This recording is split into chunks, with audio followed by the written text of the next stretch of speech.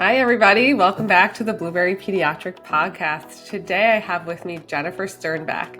She is the founder of Food Allergy Advocates, a consulting firm dedicated to supporting families navigating the complexities of food allergies.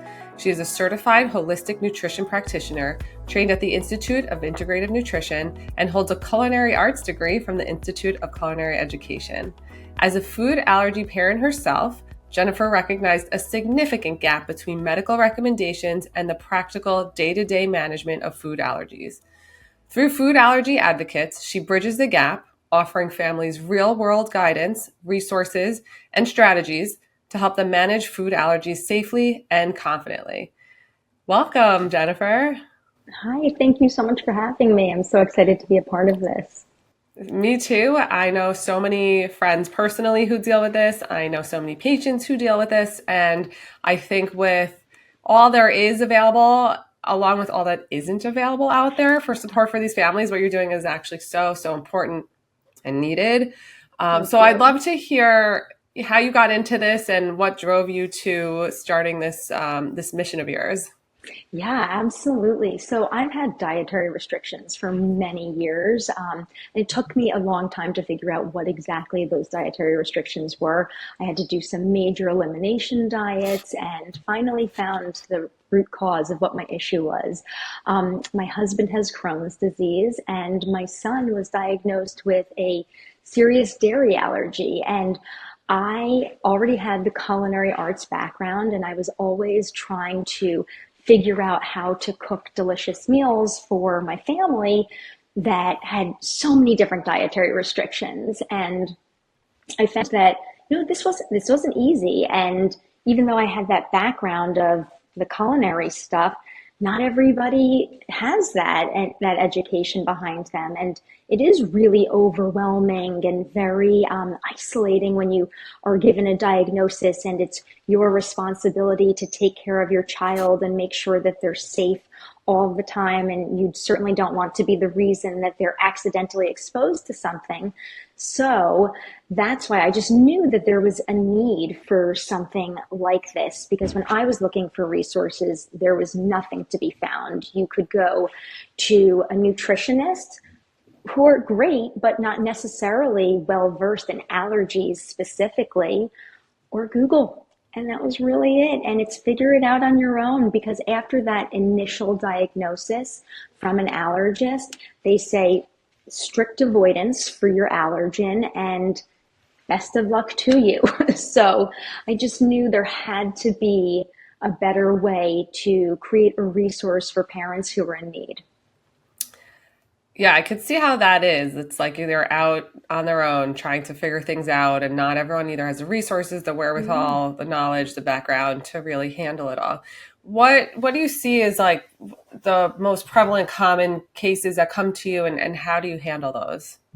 So the top 9 food allergens are the most common, that is for sure. So we've got peanuts, tree nuts, soy, sesame, dairy, wheat.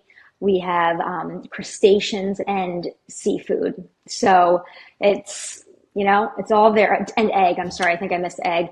But those are the main. I would say that dairy, wheat, and egg are the most prevalent when it comes to little children. Some of these allergens can be outgrown, but that's not always the case. Every case is specifically unique to the child or even the adult. Yeah, absolutely. And what are the major challenges you're seeing that they have, like day to day? Yeah, so day to day is, what do I cook for my family?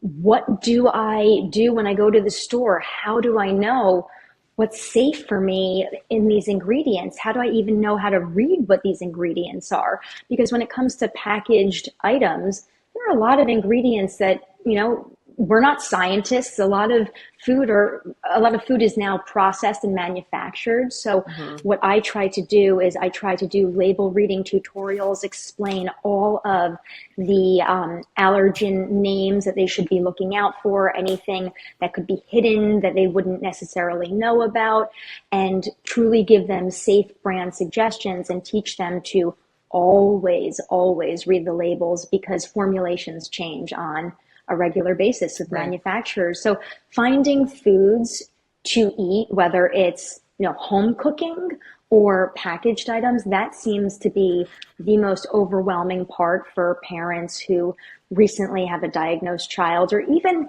a child who has had an allergy for a while, if they are dealing with food fatigue. I've been making the same thing over and over again, and my kid's getting sick of it, and I don't know what else to give them. And Right. We're lucky enough not to have allergies in my house, but that still happens in my house, and I'm sure like every other household in America. of But like on top of course, that, to have restrictions makes it so hard. I know it is true. And another thing that kind of hits an emotional part for me is the social aspect, birthday parties for children. Yep. Yep. Your kids just want to be like everybody else. And how do you manage allowing them to enjoy in a safe manner? And you can't just drop off your allergy kid to a birthday party. You have to do a lot of thinking in advance, and even communicating with the person who is planning the party. What kind of cake are you going to have? Is it going to be Right. cookies? And something I did with my son was I would ask the parent, and then I would always try to find an alternative for my son. So if I knew donuts were going to be there, I would either bake them myself, or I'd find an allergy-friendly one and pack it and bring it, and make sure that my child was safe that way. So it's Yeah. hard, especially sending them out into the world. That's the toughest part, when you can't just keep them in your bubble. Yeah. It's terrible. I mean, you don't want them to feel left out, different. Yeah, Yeah, exactly. absolutely. So I'm assuming if parents are interested in hearing this podcast, they want to know some of the tips and tricks that you offer. What are like? I know we probably have to really narrow down to what the allergy is, but are there some brands that you really trust and love? Oh, absolutely. I am a huge fan of going to Whole Foods and Sprouts and even Thrive Market, who ships all across the country, and they carry some amazing brands. One of my favorites is Made Good. Those are, I'm sure you've heard of them. Yeah, they're I allergy was friendly snacks. obsessed with their cookies when my daughter had a milk protein intolerance when I was Oh, wow. breastfeeding. Obsessed with Yes, their cookies. so good. They're so Oh, and good. their chocolate chunks are still a staple in my life. That's awesome. That's awesome. Yeah. That's so great. I do everything from recipe development, very curated recipe development based upon the needs and desires of my patients. So it's really specific and customized to them. But when it comes to brands, if they have like a dairy allergy, I would choose something like Enjoy Life as a Oh, chocolate it was chip. totally Enjoy Life. It was Enjoy Yeah, Life is chocolate that? chunks. Those are the yes. Yes. There's the blue packaging. Oh. Like Exactly. my mouth waters when I walk in the supermarket and just pass by the actual like packaging. It's ridiculous. So funny. They're so good. And there are other brands out there that are doing a really great job. Even Guittard, the higher end chocolate brand, they're now making dairy free chocolate, and they're using unrefined sugar. They're using coconut sugar in it. So there's so much out there. It's just a matter of learning, being savvy, and always reading those labels. But, when it does come to my clients coming to me, I always give brand recommendations based upon their allergen. And, Hmm. you know, I work all across the country. I'm totally remote, so I have no problem giving recommendations about where to get things, even, shipping to your house, things like Yeah. that. And that's, I know you mentioned Thrive Market. I forgot, I haven't used this in a while. You can actually Yes. shop and choose to limit what they show to you based on the allergy restriction or the diet Yes. restriction. So you could like click on gluten free and it only shows you those products, which makes it so much easier.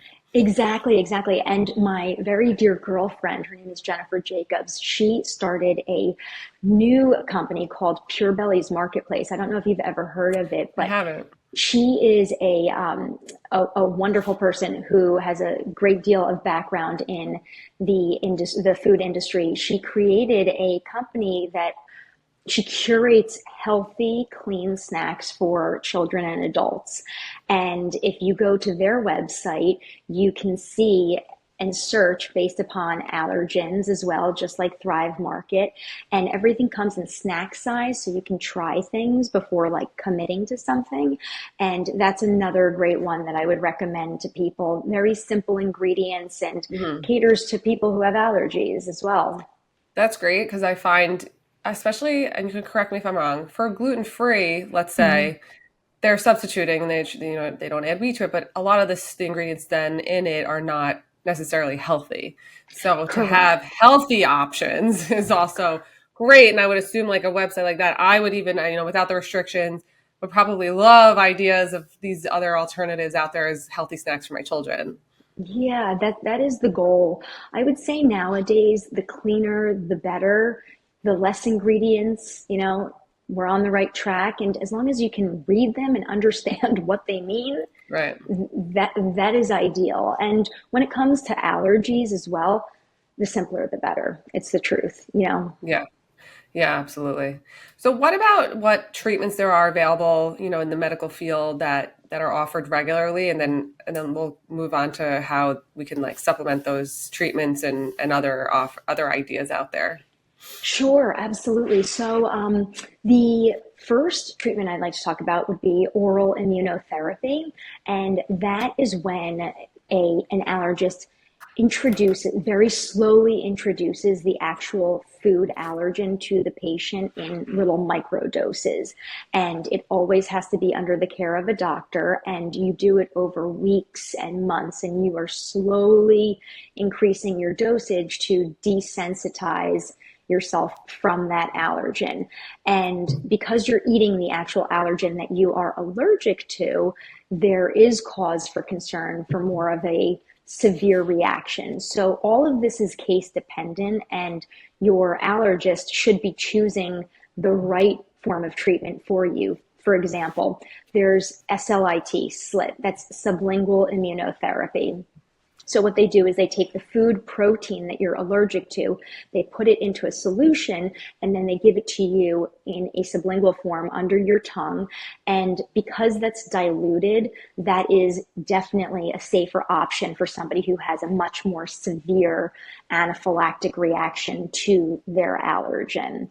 So those are awesome treatments, and there are great success stories about it. People are eventually able to tolerate their allergens. There can be some setbacks, and it's an emotional time going through it because it's scary knowing that this is something that could put me into a very frightening state. It's a life or death state, but you're under the care of a physician, and there is always an EpiPen available. So, but on the contrary, it could really change your life, and that's a beautiful thing. And in addition to that, something that's so exciting that just came out is Xolair. That is the first FDA approved treatment for food allergies to reduce severe reactions for accidental exposure. So it doesn't mean that you're going to go out and eat your allergen on a regular basis. Let's say it's peanuts. You're not going to go out and go get a candy bar with peanuts in it, but you're going to get your shot every 2 to 4 weeks. So Xolair is an injection. And what happens is if you go out to a restaurant and you order something, you're not going to have to worry about cross contact. You're not going to have to worry about having an anaphylactic reaction from that cross contact. So it's one of the most beautiful safety measures we have to date. It's really quite amazing. It's very It cool. Yeah, anything though that is an injectable for kids too, though, it's so tough to, I get them know. used to that.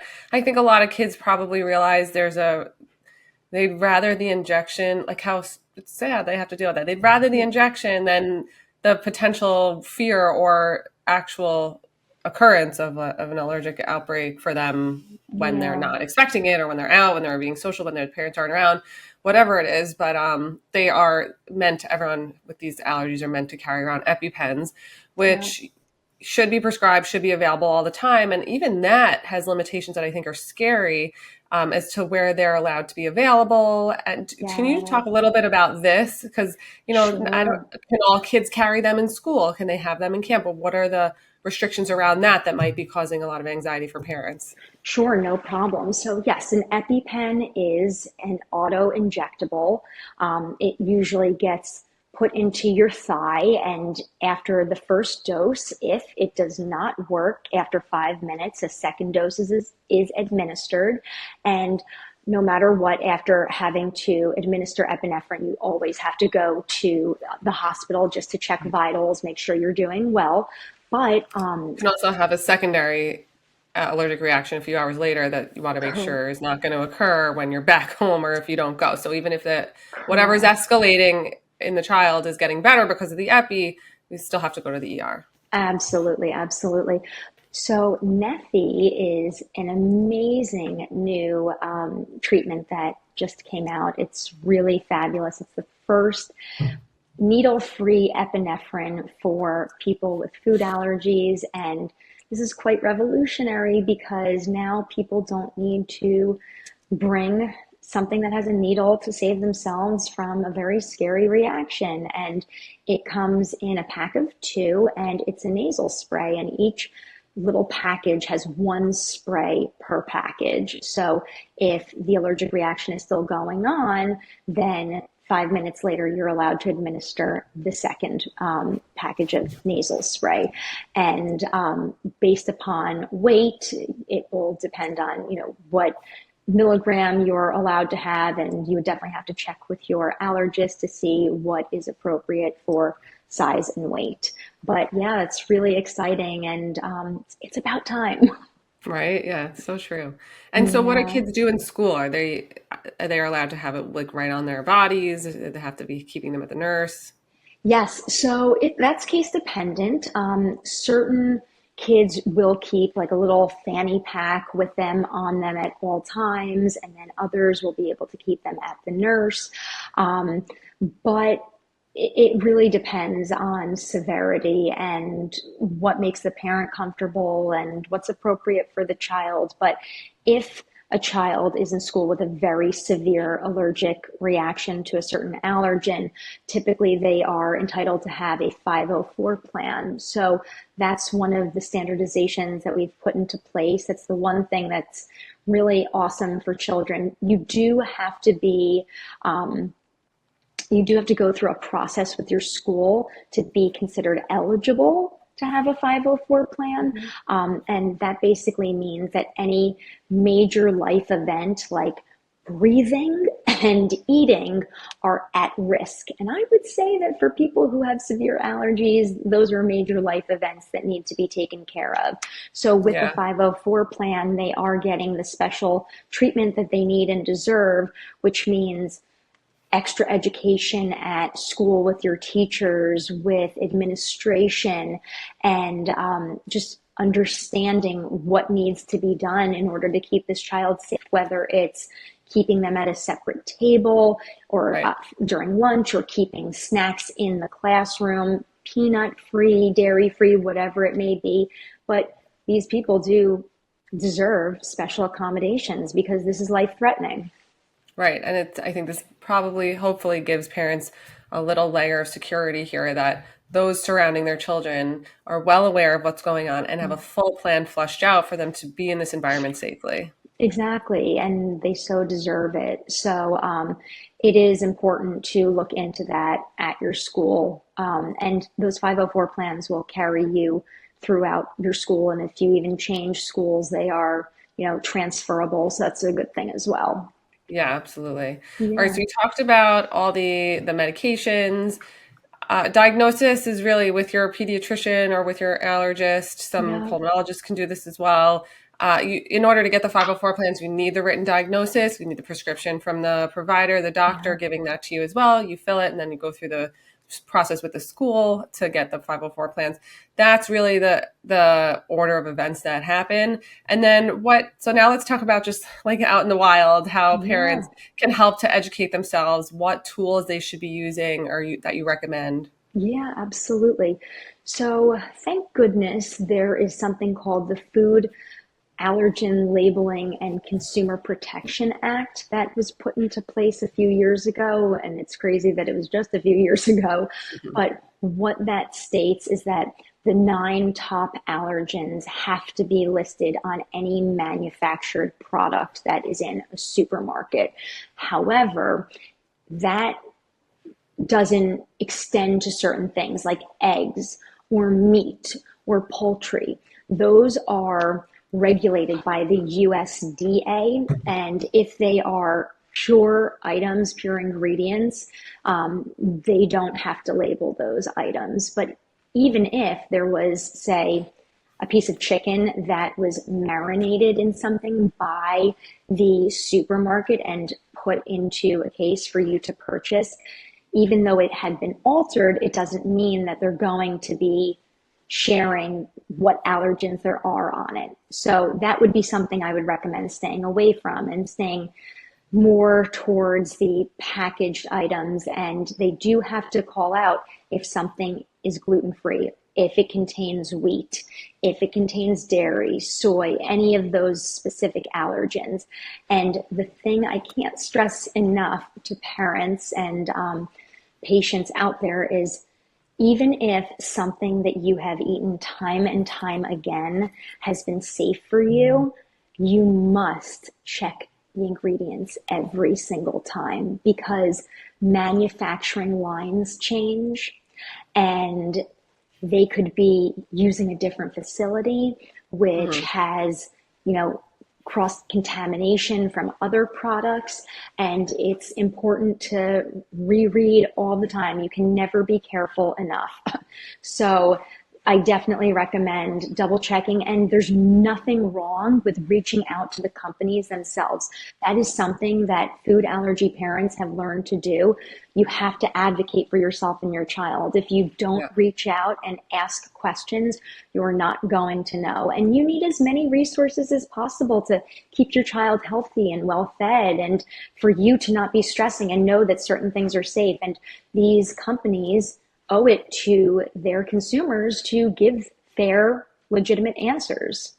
Yeah, absolutely. I find I've learned from my friends and watching them navigate, always call and ask. And so Yeah, talk to the restaurants. You see it on their menu. You want to make sure you know how things are being separated in their kitchen. yeah. Call and ask. Always speak up. And as Jennifer, you said, advocate, advocate, advocate, because no one's going to do it like a parent. No, and I have found some food allergy parents who should be in the CIA. They are Yeah. so incredible at investigating, because when they're left to their own devices and there aren't enough resources out there to help assist them, they will do anything to take care of their child, as we all Absolutely. would. But the problem really is that there isn't enough education out there. There's no standardized education for healthcare workers, food service people. So we're the ones that have to do the researching and inquiring. So can I give you a real world example of something that happened, Absolutely. which was just beyond me and really quite shocking? I've got two actually. So the first, so my son had a dairy allergy where if he would ingest any form of dairy, 3 to 4 hours later, he would profusely vomit, and he would not stop vomiting until we would give him Zofran, which was an anti-nausea. And Mhm. our allergist prescribed him Zofran. So I found out, even after flagging his account at our pharmacy, that he could not have any dairy in any of his scripts. We were able to get the scripts. I found out that there was dairy in this actual medicine that our allergist prescribed to treat his allergy. And I was just blown away by that. And by doing my own research, I had to figure out that I had to find a compounding pharmacy to make a very pure brand of Zofran for my son in case of accidental exposure. Mhm. Did I have the terms compounding pharmacy in my vocabulary before Yeah, that? I know. No, no, I did Yeah, let's not. let's tell everyone what a compound pharmacy is capable of because I don't think they know. It's like back to the basics of making a drug, Yeah. putting it together, and having the ability to like engineer it how they would like it to be. So, do you want to dive into that a little bit? Sure. Well, the basics are all of the large pharma companies, in order to pump out as many pills as they do, they find that they need fillers to actually bind the pills together. And those fillers can contain wheat and dairy and soy. And because these medications are not under the Food Allergen Labeling Consumer Protection Act, and they're not required to say what allergens are in their items, they just dole out the medicine. And it's really up to the parent to check the ingredients and advocate. There's not going to be glaring contains soy, contains it's not going to be like that. You have to go to the manufacturer's website and actually read about it. Or yeah, it's wild. So Yes. what you do at a compounding pharmacy is they have the most natural form of the drug that's available. And without fillers and binders, they are able to either put it into a liquid suspension for children, or they're able to put it into a capsule form. And I've had to take many of those pills myself because I have a dairy issue. But that is the surefire way to get a very clean medicine for your child. Yeah, makes a lot of Yeah. sense, and I'm glad that we can bring that out. What other, it sounds like if you know moms, I mean any mom who's like having to do this information, digging for information, resources, at some point did they all come together? Did anybody like come together with any big advocacy group or a resource online that is easily findable for these things? That's a great question. FARE, F-A-R-E, that's the Food Allergy Research and Education Organization. I would say that that is the most patient-friendly organization that really dedicates its time to making the lives of the food allergy community safer, working on lots of legislation, Mm. moving things forward for them. And I don't know if you've ever heard of the Teal Pumpkin Project. Have you Oh heard of yeah. that? I mean, I see them when I go trick-or-treating. Yeah, so on Halloween, FAIR is actually the organization that really spearheaded that. So that's how it's become much more popular.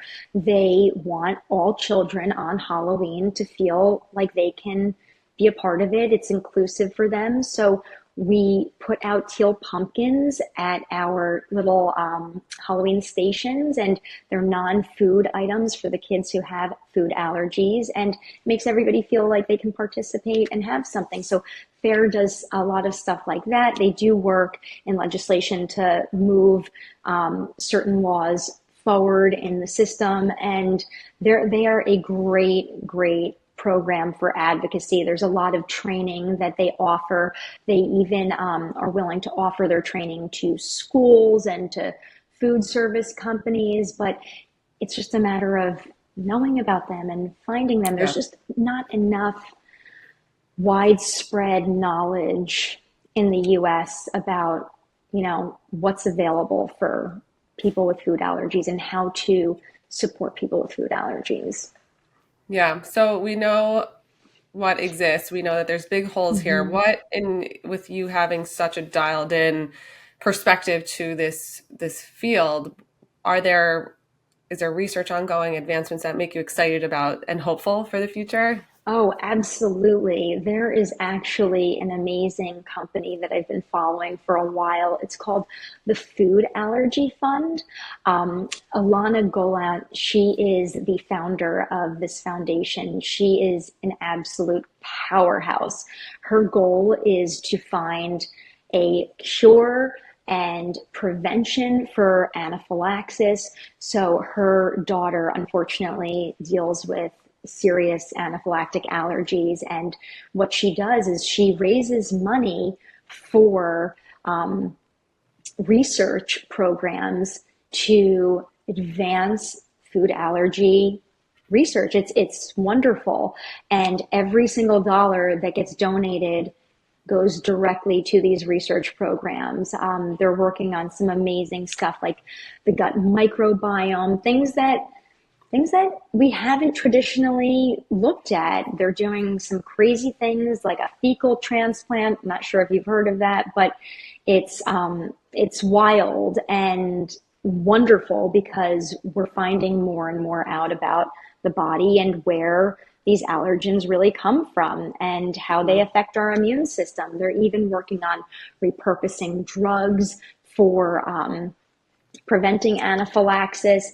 And there are just so many other research projects based on T cells that they're doing. And they have a summit every year, and it's actually happening at the end of April. And I'm so excited to attend because I can't wait to hear about what's going on. They already have they have a list of what's already in the loop of process for these research programs. And moving forward, they're going to be discussing what's coming up next, because every time they get money, this is what they do. They put it towards this research, and it's wonderful. Yeah. Yeah.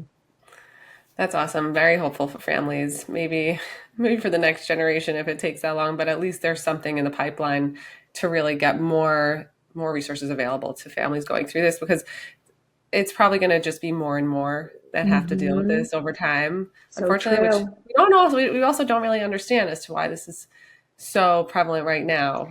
I know. It's frustrating. It's disturbing. Yeah, totally. All right. Any topics I missed that you wanted to touch upon?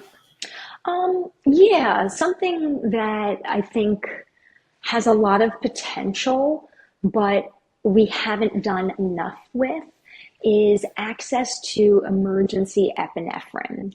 So in schools, there has been a law passed in the United States for all schools to be allowed to have emergency epinephrine.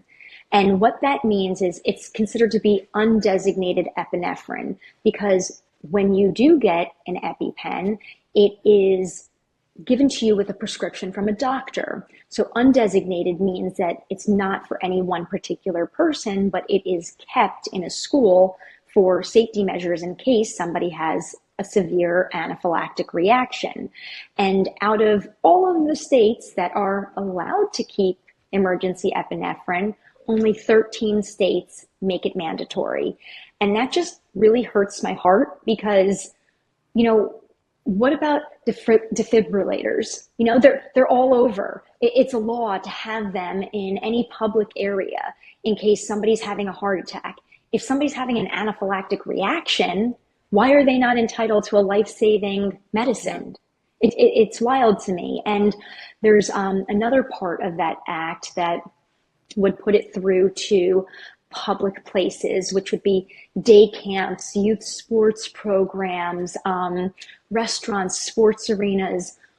And it's up to the state level to determine whether or not they want that available. And I don't understand why it would not be available. It's a life-saving measure. I think that people don't take food allergies as seriously as they need to, and that's a problem. And then just while we're talking about EpiPens, there's an EpiPen Act that is trying to get pushed through legislation for capping it at $60 for the pack of two.